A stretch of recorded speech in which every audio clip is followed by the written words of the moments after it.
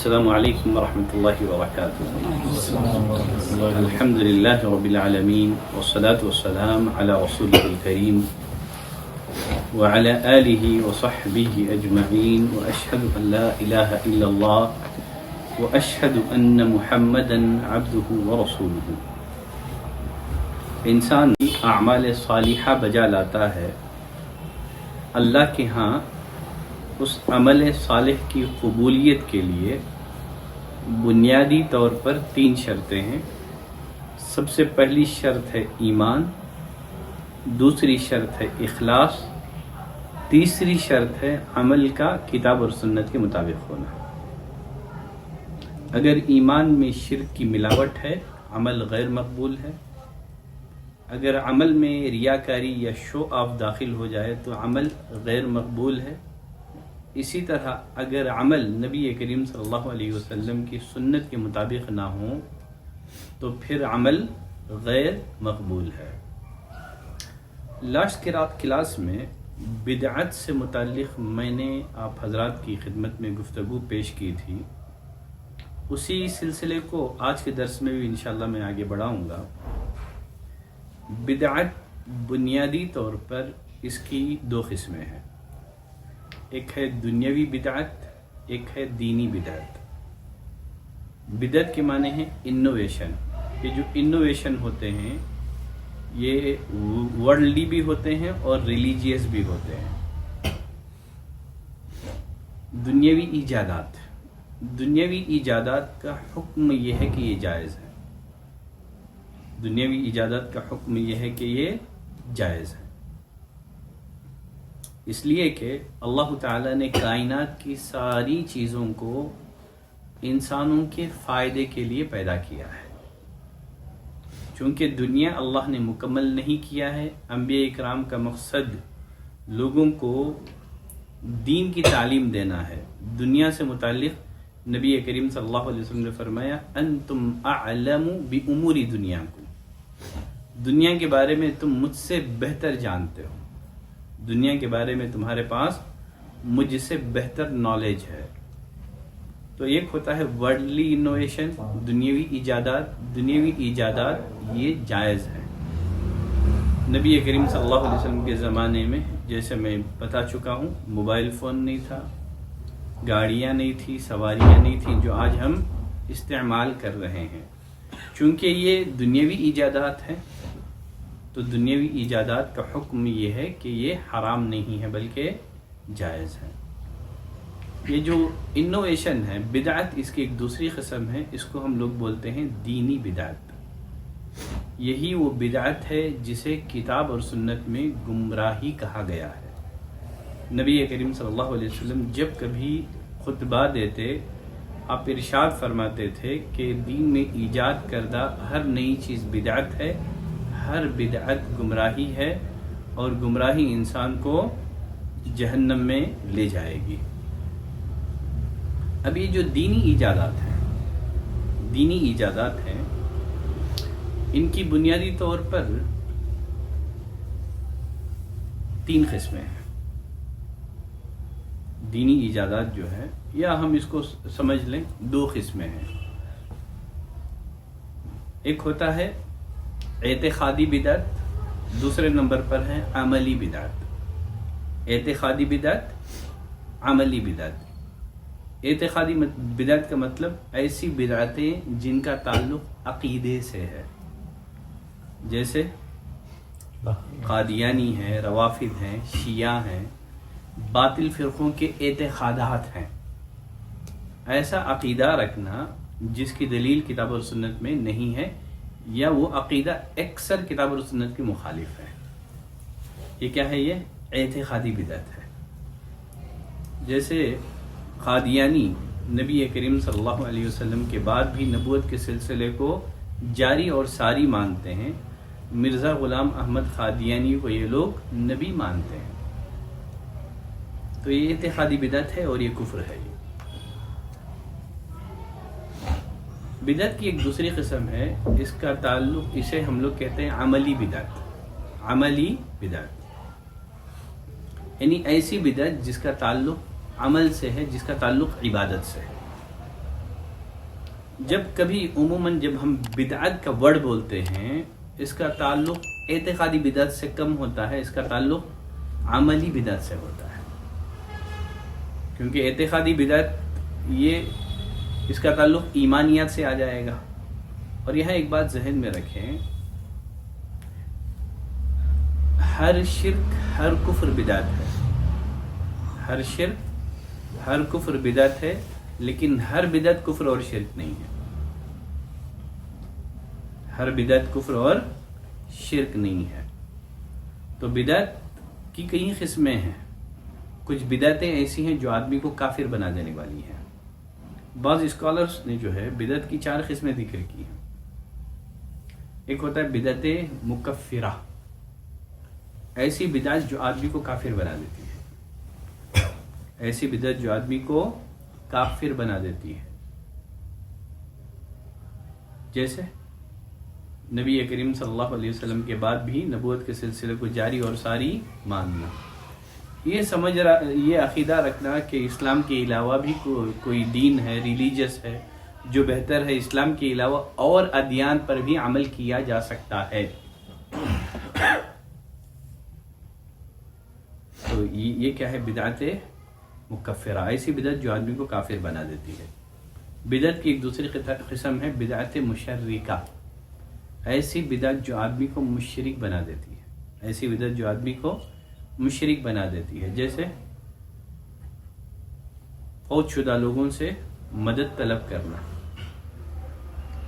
ان سے دعا کرنا، ان سے امیدیں باندھنا، ان سے ایسے ڈرنا جیسے اللہ سے ڈرا جاتا ہے۔ تو یہ بدعت ہے لیکن آدمی کو مشرک بنا دیتی ہے۔ اور ایک بدعت ہے جسے بدعت مغللہ کہا جاتا ہے، ایسی بدعت جو آدمی کو گمراہ کر دیتی ہے، جو آدمی کو گمراہ کر دیتی ہے۔ یہ وہی بدعت ہے جس کا تعلق عمل سے ہے، عبادات سے ہے، یعنی عبادت میں نئی چیزوں کو ایجاد کرنا۔ بدعت کی ایک چوتھی قسم اہل علم نے ذکر کی ہے، وہ ہے بدعت مفسقہ، ایسی بدعت جو آدمی کو فاسق گنہگار بنا دیتی ہے۔ گمراہ تو نہیں ہے لیکن وہ فاسق، ایسا انسان گنہگار ہے، ایسا انسان گنہگار ہے نبی کریم صلی اللہ علیہ وسلم کی سنت کی خلاف ورزی کرنے کی وجہ سے۔ اب جتنے کچھ گناہ ہیں جن کا انسان ارتکاب کرتا ہے وہ سب کیا ہے؟ بدعت مفسقہ کے دائرے میں ہے۔ جتنے بھی گناہ کے کام ہیں، جتنے بھی نافرمانی کے کام ہیں، وہ سارے کام بدعت مفسقہ کے دائرے میں ہیں، یعنی آدمی ان گناہوں کو کر کے فاسق بن جاتا ہے۔ تو اصل میں بات ہوئی تھی بدعت کی 2 قسمیں ہیں، ایک ہوتا ہے اعتقادی بدعت اور ایک ہے عملی بدعت۔ عملی بدعت ایسی بدعت جس کا تعلق عمل سے ہے، یعنی عبادتوں میں نئی چیزیں ایجاد کرنا۔ اب یہ جو عملی بدعت ہے اس کی مزید پھر 3 قسمیں ہیں، اس کو تھوڑا غور سے سمجھیں۔ یہ جو عملی بدعت ہے اس کی کتنی قسمیں؟ مزید 3 قسمیں ہیں۔ ایک ہوتا ہے حقیقی بدعت، ایک ہوتا ہے اضافی بدعت، ایک ہوتا ہے ترکی بدعت۔ عموماً جب ہم بدعت کہتے ہیں تو اس سے عملی بدعت ہی مراد ہوتی ہے۔ یہ جو عملی بدعت ہے اس کی یہ 3 قسمیں ہیں، ایک ہے حقیقی بدعت، دوسرا ہے اضافی بدعت، تیسرا ہے ترکی بدعت۔ اب حقیقی بدعت کیا ہے، اضافی بدعت کیا ہے، ترکی بدعت کیا ہے، انشاءاللہ میں اس کو آج کے درس میں سمجھانے کی کوشش کروں گا۔ حقیقی بدعت کسے کہتے ہیں؟ حقیقی بدعت کی تعریف خود نبی کریم صلی اللہ علیہ وسلم نے صحیح مسلم کی مشہور و معروف روایت میں بیان کر دی ہے، جس حدیث کے راویہ ام المؤمنین سیدہ عائشہ رضی اللہ تعالیٰ عنہ ہیں۔ وہ فرماتی ہیں نبی کریم صلی اللہ علیہ وسلم نے فرمایا من احدث فی امرنا ھذا ما لیس منہ فہو رد، جو کوئی ہمارے دین میں ایسی چیز ایجاد کرے جس کا تعلق ہمارے دین سے نہیں ہے، جس کا تعلق ہمارے دین سے نہیں ہے، فرمایا وہ مردود ہے۔ تو اس حدیث میں کسی بھی عمل کے بدعت ہونے کے لیے 3 کنڈیشنیں لگائی گئی ہیں۔ کوئی بھی عمل حقیقی بدعت کب شمار ہوگا؟ جب اس میں 3 چیزیں پائی جائیں۔ نمبر 1 من احدث، جو کوئی ایجاد کرے۔ پہلی چیز تو یہ ہو کہ وہ انوویشن ہو۔ کیا ہونا ہے؟ وہ ایجاد ہونا ہے۔ چلے میں آپ کو ایک چیز سمجھاتا ہوں۔ عمر رضی اللہ تعالیٰ عنہ نے اپنے دور خلافت میں ایک دن دیکھا کہ لوگ انفرادی طور پر تہجد کی نماز پڑھ رہے ہیں، قیام اللیل کا اہتمام کر رہے ہیں۔ عمر رضی اللہ تعالیٰ عنہ نے سارے کے سارے مسلمانوں کو ایک امام کے تحت جمع کر دیا۔ اب سوال یہ ہے، عمر رضی اللہ تعالیٰ عنہ نے کیا کسی بدعت کا ارتکاب کیا؟ عمر رضی اللہ تعالیٰ عنہ نے اپنے دور خلافت میں دیکھا کہ لوگ تہجد کی نماز، تراویح کی نماز انڈیویجول پڑھ رہے تھے، تو عمر رضی اللہ تعالیٰ عنہ نے 2 امام مقرر کیے، ایک ابی بن کعب کو اور نمبر 2 تمیم الداری کو۔ ابی بن کعب کو حکم دیا کہ تم مردوں کو نماز پڑھاؤ 11 رکعت مع وتر، اور تمیم الداری کو حکم دیا کہ تم عورتوں کو تراویح کی نماز پڑھاؤ 11 رکعت مع وتر۔ اب عمر رضی اللہ تعالیٰ عنہ نے ایجاد کیا کیا؟ تو کسی بھی عمل کے بدعت ہونے کے لیے پہلی شرط یہ ہے کہ وہ ایجاد ہو۔ من احدث، جو کوئی ایجاد کرے۔ عمر رضی اللہ تعالیٰ عنہ نے ایجاد نہیں کیا، جاری کیا۔ ایجاد اور جاری کرنے کے فرق کو سمجھیں۔ ایک ہوتا ہے ایجاد کرنا اور ایک ہوتا ہے جاری کرنا۔ نبی کریم صلی اللہ علیہ وسلم نے اپنے دور نبوت میں 2 دن صحابہ کرام کو تہجد کی صلاۃ پڑھائی تھی۔ نبی کریم صلی اللہ علیہ وسلم نے صحابہ کا شوق دیکھا، تیسرے دن آپ نہیں آئے۔ جب نبی کریم صلی اللہ علیہ وسلم سے اس بارے میں پوچھا گیا تو آپ نے فرمایا، مجھے خدشہ لاحق ہوا تمہارے شوق کو، تمہارے حرص کو دیکھ کر کے، کہیں تہجد کی نماز تم پر با جماعت فرض نہ کر دی جائے۔ تو نبی کریم صلی اللہ علیہ وسلم نے با جماعت تراویح کی صلاۃ کو اس خدشے سے ترک کر دیا تھا، کہیں تہجد کی نماز با جماعت فرض نہ کر دی جائے۔ نبی کریم صلی اللہ علیہ وسلم کے بعد آسمانی وحی کا سلسلہ منقطع ہو گیا۔ اب کسی چیز کے فرض کیے جانے کا کوئی سوال پیدا نہیں ہو سکتا تھا۔ تو عمر رضی اللہ تعالیٰ عنہ نے ایجاد نہیں کیا، نبی کریم صلی اللہ علیہ وسلم کی اسی عمل کو بنیاد بنا کر کے جسے رسول اللہ صلی اللہ علیہ وسلم نے یہ خدشے کی بنا پر چھوڑ دیا تھا، عمر رضی اللہ تعالیٰ عنہ نے اسے جاری کر دیا۔ بات سمجھ میں آ رہی ہے؟ چلے، عمر رضی اللہ تعالیٰ عنہ نے لوگوں کو ایک امام کے تحت جو جمع کر دیا تھا، اس کو بدعت اس لیے بھی نہیں کہا جا سکتا کیونکہ اس بارے میں نبی کریم صلی اللہ علیہ وسلم کی یہ خاص حدیث بھی موجود ہے جس میں آپ صلی اللہ علیہ وسلم نے با جماعت تراویح کی فضیلت بیان کی۔ فرمایا انہ من قام مع الامام، جو کوئی امام کے ساتھ قیام اللیل پڑھے گا، تہجد کی نماز، تراویح کی نماز پڑھے گا، اسے پوری رات قیام کا ثواب ملے گا۔ تو رسول اللہ صلی اللہ علیہ وسلم کی قولی حدیث بھی عمر رضی اللہ تعالیٰ عنہ کے سامنے تھی، جس میں آپ صلی اللہ علیہ وسلم نے فرمایا تھا کہ امام کے ساتھ قیام اللیل کرنے کا ثواب کیا ہے؟ پوری رات قیام کا ثواب اسے نصیب ہوگا۔ تو کوئی بھی عمل بدعت کب کہلائے گا؟ آپ صلی اللہ علیہ وسلم نے پہلی بات کیا بتائی؟ من احدث، جو کوئی ایجاد کرے۔ وہ چیز ایجاد ہونا چاہیے، وہ چیز ایجاد ہو، انوویشن ہو۔ عمر رضی اللہ تعالیٰ عنہ نے ایجاد نہیں کیا تھا بلکہ جاری کیا تھا۔ کچھ لوگ جو ہے بدعت کی 2 قسمیں کرتے ہیں، بدعت حسنہ اور بدعت سیئہ۔ ٹھیک ہے، اچھی بدعت اور بری بدعت۔ حالانکہ دین میں آپ صلی اللہ علیہ وسلم نے فرمایا کہ کل بدعت ضلالہ، اور دلیل کیا دیتے ہیں معلوم اچھی بدعت کی؟ رسول اللہ صلی اللہ علیہ وسلم نے فرمایا کہ من سن سنتا حسنہ، جو اچھی سنت جاری کرے۔ تو اس حدیث میں ایجاد کرنے کی بات ہے کہ جاری کرنے کی بات ہے؟ جو کوئی اچھی سنت ایجاد کرے گا، جاری کرے گا، سن سنتا حسنہ، تو جتنے لوگ اس سنت پر عمل کریں گے ثواب ملے گا۔ جو کوئی بری رسم معاشرے میں ایجاد کرے گا، جتنے لوگ اس بری رسم کو فالو کریں گے، گناہ جاری کرنے والے کے سر پر جائے گا۔ آپ صلی اللہ علیہ وسلم نے یہ بات کس پس منظر میں کہی وہ بھی بڑی اہمیت کا حامل ہے. کچھ یمن کے لوگ آئے تھے، انتہائی غریب لوگ تھے، قسم پرسی کا شکار تھے. نبی کریم صلی اللہ علیہ وسلم نے صحابہ کرام کو تعاون کے لیے ابھارا. آپ نے صحابہ سے تعاون اور مدد کی اپیل کی. ایک صحابی لا کر کے انہوں نے تعاون کا آغاز کیا. پھر دیکھا دیکھی میں کیا کیا، سب صحابہ کرام نے بڑے پیمانے پہ تعاون کیا. تو آپ نے فرمایا من سن سنت حسنہ، جس نے پہلے جو تعاون ڈالا نا، بعد میں لوگوں نے دیکھ کر کے تعاون کو ڈالا. اب صحابی نے ایجاد نہیں کیا تھا، صدقہ کیا تھا انہوں نے. تو یہاں سنت جاری کرنے کی بات ہو رہی ہے، بدعت ایجاد کرنے کی بات نہیں ہو رہی. تو فرمایا من احدث، جو کوئی ایجاد کرے. نمبر 2 فی امرنا ھذا، کوئی عمل بدعت اس وقت کہلائے گا جب یہ دوسری کنڈیشن بھی پائی جائے. فی امرنا ھذا یعنی فی دیننا ھذا، ہمارے اس دین میں ایجاد کرے. تو وہ ایجاد دین میں ہونا چاہیے، دنیا میں نہیں ہونا چاہیے.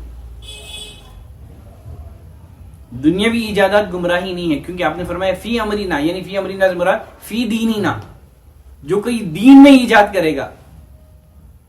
دنیاوی ایجادات حرام نہیں ہے، کیونکہ اللہ نے دین کو مکمل کیا ہے. فرمایا الیوم اکملت لکم دینکم، آج میں نے تمہارے لیے تمہارے دین کو مکمل کر دیا. تو پہلی چیز تو وہ ایجاد ہو، اور نمبر 2 وہ ایجاد کیا ہونا چاہیے؟ کیا ہونا چاہیے؟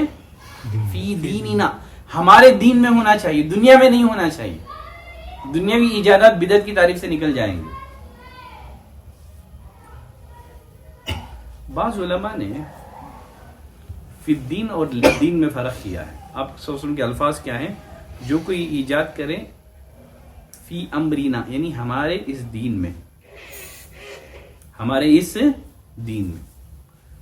تو آپ نے فی الدین کہا ہے، فی دینی، فی امرینا یا فی دینینا. ایک ہوتا ہے فی الدین اور ایک ہوتا ہے للدین. کچھ ایسی چیزیں وہ دین میں ایجاد نہیں ہوتی ہیں، بلکہ دین کو مضبوطی عطا کرنے کے لیے کچھ چیزیں جو ہے اس کو ایجاد کیا جاتا ہے، وہ بھی بدعت کے دائرے میں نہیں آتی ہیں. مثال کے طور پہ قرآن مجید میں اعراب لگوایا گیا، یہ فی الدین نہیں ہے، یہ للدین ہے. یہ تاکہ لوگوں کو قرآن پڑھتے ہوئے غلطی سے بچانے کے لیے ہے. تو یہ دین میں ایجاد نہیں ہے، بلکہ دین کی آسانی کے لیے، تاکہ قرآن لوگ اس کو صحیح ڈھنگ سے پڑھ سکیں. خیر چلیں، پھر وہ ایک الگ ٹیکنیکل موضوع ہو جائے گا، اس پہ میں نہیں جاؤں گا. من احدث، جو کوئی ایجاد کرے. ایجاد کے میں ہونی چاہیے؟ دین میں ہونی چاہیے. نمبر 3 کوئی بھی عمل بدعت کب کہلائے گا؟ جب تیسری کنڈیشن بھی ہو، ما لیس منہ، اس کا تعلق دین سے نہ ہو، یعنی اس عمل کی کتاب اور سنت میں دلیل نہ ہو.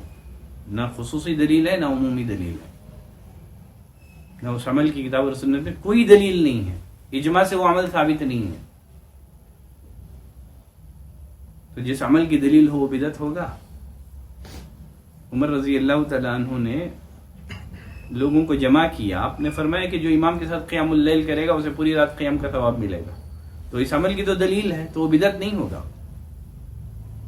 ما لیس منہ، اس کا تعلق دین سے نہیں ہونی چاہیے، کتاب اور سنت میں اس کی دلیل نہ ہو. جس کی دلیل موجود ہو وہ بدعت میں نہیں آتا ہے.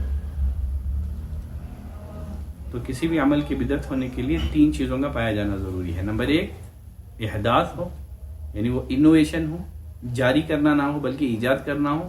نمبر 2 وہ ایجاد کرنا، وہ انوویشن کس میں ہو؟ دین میں ہو، ورلڈلی نہ ہو بلکہ ریلیجیس ہو. نمبر 3 ما لیس منہ، اس کی دلیل نہ ہو، اس ایجاد کی دلیل موجود نہ ہو. اب بہت سارے لوگ ربیع الاول کا مہینہ شروع ہو گیا ہے، میلاد النبی کا جشن مناتے ہیں. کہ نبی کریم صلی اللہ علیہ وسلم کا میلاد بنانا اس کی دلیل ہے کتاب اور سنت میں؟ ایک تو یہ احداث بھی ہو گیا، اور احداث دین میں ہے، یہ دنیا میں احداث نہیں ہے. اور پھر ایک ایسا احداث ہے، ایک ایسا انوویشن ہے جس کی دلیل کتاب اور سنت میں نہیں ہے. آج لوگ قرآن سے آیتیں میلاد النبی کو ثابت کرنے کے لیے پیش کرتے ہیں. بڑا تعجب ہوتا ہے. یہ آیت نبی کریم صلی اللہ علیہ وسلم پر نازل ہوئی صحابہ نے قرآن کی آیتوں کو سمجھا، صحابہ نے قرآن کی ان آیتوں سے وہ مطلب نہیں لیا، تابعین نے وہ مطلب نہیں لیا جو آج قرآن کی آیتوں میں تحریف کی جا رہی ہے۔ قرآن کی آیتوں سے وہ معنی اخذ کیا جا رہا ہے جو معنی کہ نبی کریم صلی اللہ علیہ وسلم، صحابہ اور تابعین نے نہیں سمجھا ہے۔ تو یہ ہو گیا حقیقی بدعت، ٹھیک ہے۔ تو بدعت کی دوسری قسم کیا ہے؟ عملی بدعت میں 3 باتیں بتاؤں بولا تھا، ایک حقیقی بدعت، نمبر 2 اضافی بدعت۔ کون بتا رہے تھے آپ؟ چلیں، جزاک اللہ، بارک اللہ فیکم۔ ایک ہوتا ہے اضافی بدعت۔ اضافی بدعت کسے کہتے ہیں؟ اضافی بدعت میں ہوتا ہے کیا ہے کہ وہ عمل ثابت ہوتا ہے، لیکن اس عمل کو کرنے کا جو ڈھنگ، جو طریقہ ہوتا ہے وہ ثابت نہیں ہوتا ہے۔ یہی وجہ ہے علماء فرماتے ہیں کہ کوئی بھی عمل سنت کے مطابق نہیں ہوگا جب تک کہ وہ 6 چیزوں میں سنت کے مطابق نہ ہو جائے۔ ہر عمل کو 6 چیزوں میں سنت کے مطابق ہونا ضروری ہے۔ کتنی چیزوں میں؟ نمبر 1 سبب، نمبر 1 سبب، کارن، سبب سمجھتے ہیں نا؟ ٹھیک ہے۔ اگر کوئی آدمی رجب کی 27ویں تاریخ کو تہجد کی نماز پڑھتا ہے، کس سبب کے ساتھ کہ نبی کریم صلی اللہ علیہ وسلم کو معراج کروائی؟ تہجد پڑھنا ثابت ہے کہ نہیں ہے؟ رسول اللہ صلی اللہ علیہ وسلم نے فرمایا کہ نمازوں میں، فرض نمازوں کے بعد سب سے افضل نماز کون سی ہے؟ رات کی نماز ہے کہ نہیں؟ تو تہجد کی نماز ثابت ہے، لیکن کوئی آدمی رجب کی 27ویں رات کو اس سبب کے ساتھ پڑھتا ہے کہ رسول اللہ صلی اللہ علیہ وسلم کو چونکہ معراج کروائی گئی تھی، رجب میں چونکہ نماز فرض ہوا تھا، اس سبب سے کوئی آدمی تہجد کی نماز پڑھتا ہے تو یہ بدعت ہے، کیونکہ اس سبب سے پڑھنا تہجد کی نماز رسول اللہ صلی اللہ علیہ وسلم سے ثابت نہیں ہے۔ چلے میلاد النبی کو بھی چاہے تو اس اصول پہ ہم لوگ دیکھ لیں، ٹھیک ہے۔ عید منانا کتاب اور سنت میں ثابت ہے، لیکن رسول اللہ صلی اللہ علیہ وسلم کی ولادت کی مناسبت سے عید منانا، اس کا ثبوت نہیں ملتا ہے۔ دیکھیے یہاں اسلام میں عیدوں کا معاملہ توقیفی ہے، اس چیز کو بھی سمجھ لیں آپ۔ اسلاموں میں عیدوں کا معاملہ توقیفی ہے۔ توقیفی کا مطلب من جانب اللہ ہے، ہمیں عید ایجاد کرنے کا کوئی رائٹ حاصل نہیں ہے۔ غیر مسلموں کی عیدیں گھٹتی اور بڑھتی رہتی ہیں، کیوں؟ اس لیے کہ وہ خود اپنی عیدوں کو ایجاد کرتے ہیں، اور مسلمانوں کی عیدیں توقیفی ہیں، من جانب اللہ ہیں، ہمیں عیدیں گھٹانے بڑھانے کا کوئی رائٹ نہیں ہے۔ اللہ نے مسلمانوں کے لیے 2 عیدیں مقرر کی ہیں، یہی عیدیں ہیں، ہم اپنی طرف سے عیدوں کا اضافہ نہیں کر سکتے۔ لوگوں نے نہ صرف یہ کہ میلاد النبی اس عید کا اضافہ کیا، بلکہ لوگوں نے اتنا غلو کیا کہ میلاد النبی کیا ہے؟ یہ عیدوں کی عید ہے۔ یہ کیا ہے؟ عیدوں کی عید ہے، اتنا غلو کیا۔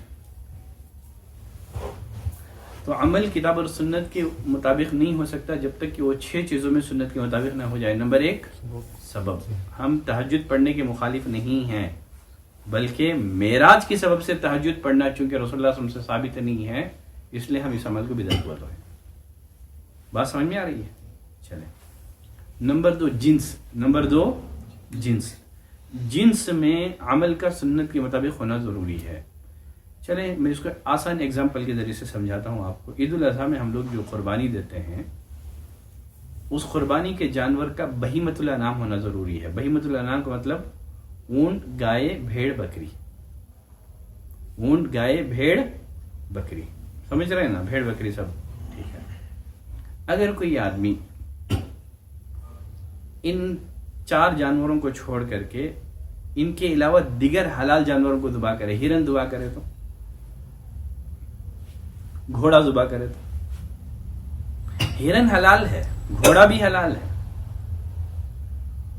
لیکن عید میں رسول اللہ صلی اللہ علیہ وسلم سے یا قرآن میں ہمیں یہی بہیمۃ الانعام ذبح کرنے کا حکم دیا ہے۔ رسول اللہ صلی اللہ علیہ وسلم کے زمانے میں یہی چیزیں ذبح کی جاتی تھیں، تو عمل کا جنس میں سنت کے مطابق ہونا ضروری ہے۔ اب جیسے عقیقہ ہے، عقیقے میں رسول اللہ صلی اللہ علیہ وسلم نے کیا فرمایا؟ بچہ لڑکا ہو تو 2 بکرے، لڑکی ہو تو 1.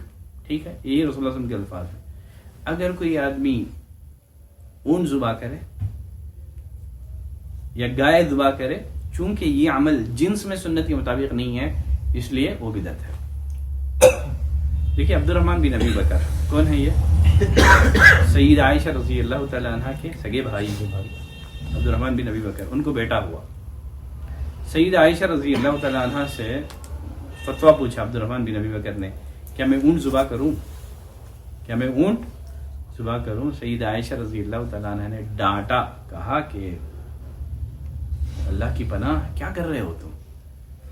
رسول اللہ صلی اللہ علیہ وسلم نے جو کہا ہے وہ ہمارے لیے کافی ہے. آپ نے فرمایا کہ 2 بکریاں جو دیکھنے میں ہم عمر ہوں، جو دیکھنے میں ایک جیسی لگتی ہوں، رسول اللہ صلی اللہ علیہ وسلم کی سنت ہمارے لیے کافی ہے. اونٹ گینٹ ذبح مت کرو. ہم یہ نہیں بول رہے ہیں کہ اونٹ حرام ہے، لیکن عقیقے میں اونٹ ثابت نہیں ہے، عقیقے میں گائے ثابت نہیں ہے، قربانی میں ہرن ثابت نہیں ہے، قربانی میں گھوڑا ثابت نہیں ہے. کتنی چیزیں ہو گئی؟ سبب، جنس. تیسرے نمبر پر ہے مقدار. مقدار سمجھتے ہیں؟ کوانٹیٹی. جو عمل جتنی مقدار میں ثابت ہے اس عمل کو اتنی ہی مقدار میں کرنا ہے، مقدار کو گھٹانا بڑھانا نہیں ہے. اگر کوئی آدمی ظہر کی 4 رکعت نماز میں 1 رکعت کا اضافہ کر دے، کہے کہ میں 5 پڑھوں گا، کیا بولیں گے آپ؟ گناہ تو نہیں کر رہا ہے، اچھا ہی کر رہا ہوں، نماز 1 رکعت مزید ایکسٹرا پڑھ رہا ہوں، شاباشی دیں گے؟ کیا کریں گے آپ؟ اللہ نے دن اور رات میں 5 وقت کی نمازیں فرض کی ہیں، کوئی کہے کہ نہیں میں 6 وقت کی نمازیں پڑھوں گا، میں کیا کہیں گے آپ؟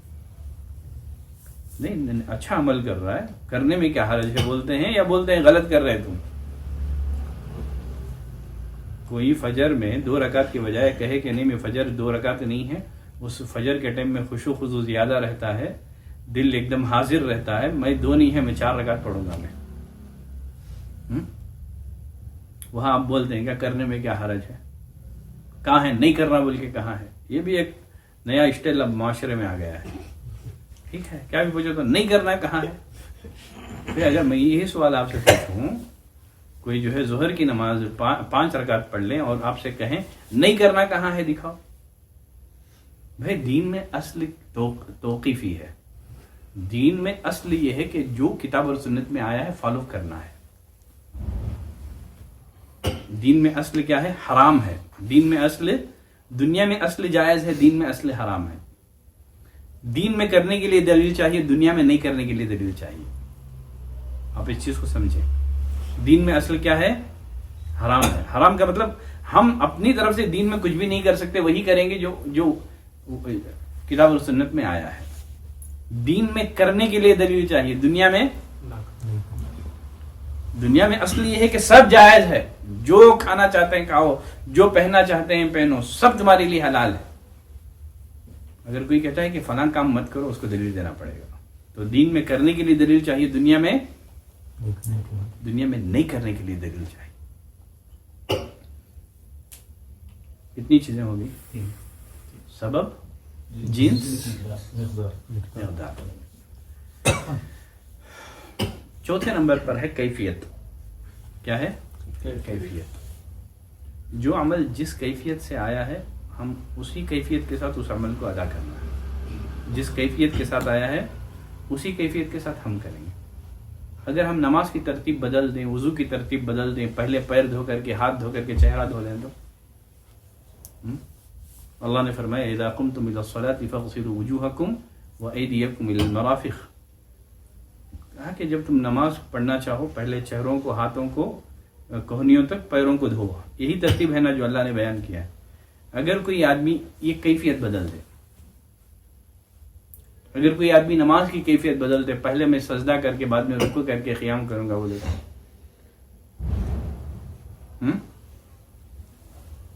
آپ یہی بولیں گے ایسا نہیں کرنا بول کے؟ کہاں ہے بولیں گے؟ یا بولیں گے کہ تو بدعتی ہے، تو بول کے غلط کر رہا ہے.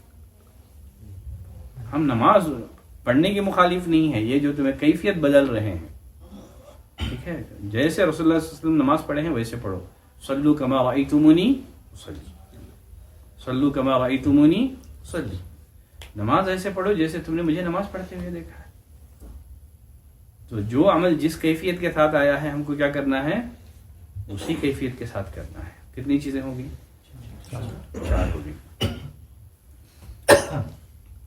نمبر 5، وقت.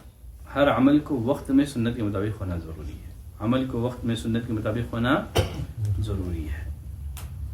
حج کے مہینے ایام مقرر ہیں کہ نہیں ہیں؟ انہی دنوں میں حج کریں گے تو ہی قبول ہوگا نا. ٹھیک ہے، مجھے تھوڑا حج کے دنوں میں ذرا سا بزی ہوں، میں بعد میں جا کر کے حج کر لوں گا، ہوگا؟ نہیں ہوگا. فجر کا ایک وقت مقرر ہے، کوئی فجر کی صلاۃ کو وہ اس کے وقت ہونے سے پہلے پڑھ لے تو، وقت کے بعد پڑھے تو، مغرب کی نماز کو سورج کے ڈوبنے سے پہلے پڑھ لے تو ہوگی قبول؟ نہیں ہوگی. ہوگی؟ نہیں ہوگی. کیونکہ عمل کا وقت میں سنت کے مطابق ہونا ضروری ہے. شریعت میں جس عبادت کو کرنے کے لیے جو وقت مقرر کیا گیا ہے، ہم کیا کریں گے؟ اس عبادت کو اسی وقت میں کریں گے، نہ پہلے نہ بعد میں، نہ پہلے نہ بعد میں. رمضان میں ذرا بہت بزی بزنس کے ایام ہیں، رمضان کے روزے میں پہلے شوال میں ہی رکھ لیتا ہوں، بولے یہ شعبان میں ہی رکھ لوں، بولے تو وضو ہو تو بیمار ہے تو شریعت نے رخصت دی ہے، بعد میں تم قضا کر لو بلا کسی ریزن کے. اگر کوئی آدمی جو ہے صرف کاروباری ریزن سے ٹال دے، کہیں گے کہ نہیں رمضان میں نہیں ہوگا، میں شوال میں رکھ لوں گا یا اور دنوں میں رکھ لوں گا، نہیں ہوگا. کتنی چیزیں ہوں گی؟ 5. نمبر 6 ہے عمل کو جگہ میں سنت کے مطابق ہونا ضروری ہے. کس میں؟ جگہ میں سنت کے مطابق ہونا ضروری ہے. اعتکاف کے لیے اسلام میں مسجد شرط ہے. اللہ نے فرمایا وَلَا تُبَاشِرُوهُنَّ وَأَنْتُمْ عَاكِفُونَ فِي الْمَسَاجِدِ. اللہ نے اعتکاف کو مسجدوں کے ساتھ جوڑ دیا قرآن میں. کہا کہ مسجد میں اعتکاف کے وقت بیویوں سے تم فزیکل تعلقات قائم مت کرو. تو اعتکاف کو مسجدوں سے جوڑا گیا ہے قرآن کی اس آیت میں. مرد ہو کہ عورت دونوں کے لیے اعتکاف کے لیے مسجد شرط ہے. کوئی گھر میں اعتکاف کرتا ہے تو قبول نہیں ہے. ہم اعتکاف کے مخالف نہیں ہیں، بلکہ ہمارا کہنا یہ ہے کہ گھر میں اعتکاف ثابت نہیں. اعتکاف میں بیٹھو، عورتیں بھی بیٹھنا ہے تو مسجد ہی میں بیٹھیں. تو عمل کو جگہ میں سنت کے مطابق ہونا ضروری ہے. دیکھیے گرچہ اس کا تعلق جگہ سے نہیں ہے، ایک حدیث آپ سمجھیں. عبداللہ بن عمر رضی اللہ عنہما کی موجودگی میں ایک شخص کو چھینک آئی. چھینکنے کے بعد اس نے الحمدللہ والصلاۃ والسلام علی رسول اللہ، کیا کہا اس نے؟ تمام تعریفیں اللہ کے لیے ہیں، نبی پر درود ہے. کیا قباحت ہے اس میں؟ کچھ قباحت ہے؟ عبداللہ بن عمر نے ڈانٹا اس کو، اللہ کے بندے رسول اللہ نے یہاں درود پڑھنے کا حکم نہیں دیا، یہ جگہ نہیں ہے درود پڑھنے کی. کبھی بھی پڑھو آپ، اذان سے پہلے آپ درود پڑھ رہے ہیں، رسول اللہ نے اذان کے بعد پڑھنے کا حکم دیا. ٹھیک ہے، اذان کے بعد اس کو سنت سمجھ کے پابندی سے اس کا اہتمام کرنا. کتنے مساجد میں اذان سے پہلے مائک میں درود پڑھی جاتی ہے کہ نہیں پڑھی جاتی؟ کیا ہم درود کے مخالف نہیں ہیں، لیکن یہاں اذان سے پہلے پابندی کے ساتھ اس کو سنت سمجھ کر کے جو وضو یہ آپ درود پڑھ رہے ہیں، یہ درود پڑھنے کی یہ جگہ نہیں ہے.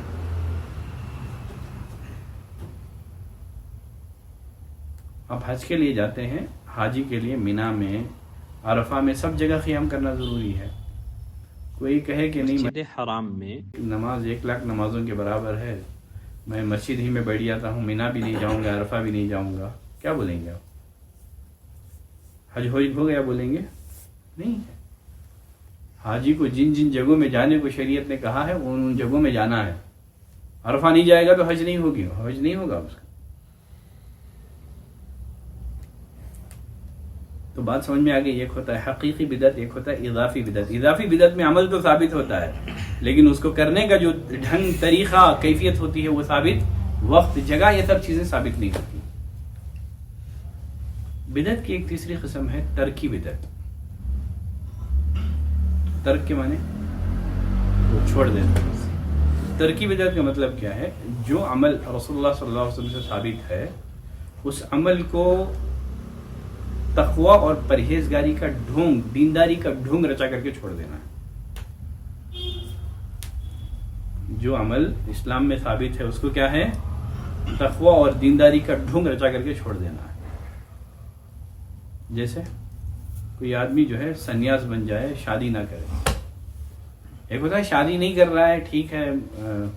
ایک ہوتا ہے اس کو دینداری کی علامت سمجھ کے شادی نہیں کرنا. وہ سمجھ رہا ہے کہ شادی جو ہے یہ روحانی ترقی کی راہ میں رکاوٹ ہے. رسول اللہ صلی اللہ علیہ وسلم فرمائے کہ میں بھی شادی کیا ہوں، میں تم اللہ سے سب سے زیادہ میں ڈرنے والا ہوں. تو گویا شادی یہ تقوی کی راہ میں رکاوٹ ہے، یہ تقوی کا ذریعہ ہے. یہ انسان کے تقوی کی روحانی پرواز کو شادی روکنے والی نہیں ہے، مزید اسے پرواز ادا کرنے والی ہے، اس کو گناہوں سے بچانے والی ہے. رسول اللہ صلی اللہ علیہ وسلم امام المتقین ہونے کے باوجود آپ نے شادی کیا. تو شادیاں تقوی کے منافی نہیں ہیں، تقوی کے خلاف نہیں ہیں، دینداری کے خلاف نہیں ہیں. کوئی شادی نہیں کرتا ہے تو بدعت نہیں ہے، سمجھے. لیکن شادی نہیں کرنا اور اسے کیا سمجھنا؟ پرہیزگاری سمجھنا، اسے دینداری سمجھنا، دینداری کا ڈھونگ رچا کر کے، پرہیزگاری کا ڈھونگ رچا کر کے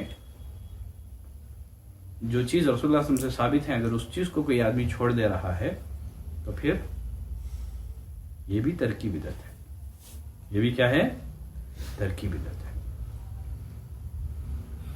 تو آج کے لیے انشاءاللہ اتنی باتیں کافی ہیں. تو بدعت کی دو قسمیں ہیں، ایک دنیاوی بدعت ہے، ایک ہے دینی بدعت. دینی بدعت کی بھی دو قسمیں، ایک ہے اعتقادی اور ایک ہے عملی.